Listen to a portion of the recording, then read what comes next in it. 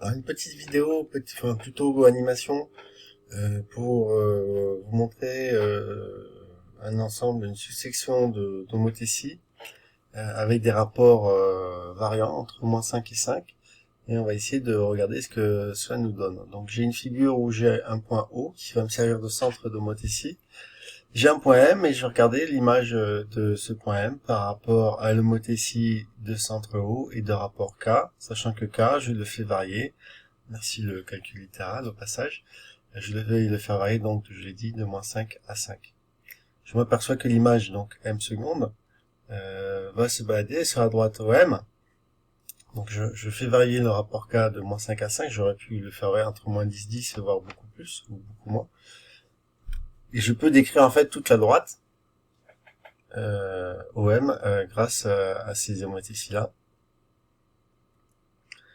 Qu'est-ce qu'on constate? On constate que si le rapport K est négatif, M seconde sera du côté opposé à M par rapport au point O. Et si le rapport K est positif, dans ce cas-là, le point M seconde sera du même côté que M par rapport au point O. Si le rapport est compris entre 0 et 1, le point M seconde sera compris entre les points O et M.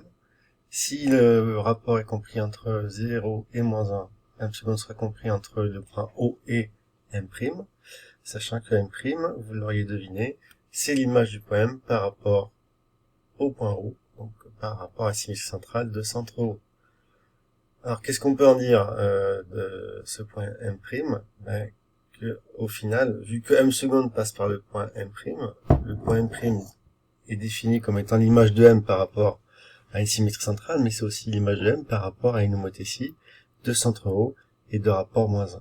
Donc on avait déjà vu, vous avez déjà vu l'année dernière que une symétrie centrale, finalement, ce n'est rien d'autre qu'une rotation d'angle 180 degrés. Et ben on va pouvoir dire qu'une symétrie centrale, c'est aussi une homothétie de rapport -1. Et donc une rotation à 180 degrés, c'est une homothétie de rapport -1. Donc voilà, j'espère que c'est clair pour vous. On va passer à la suite maintenant.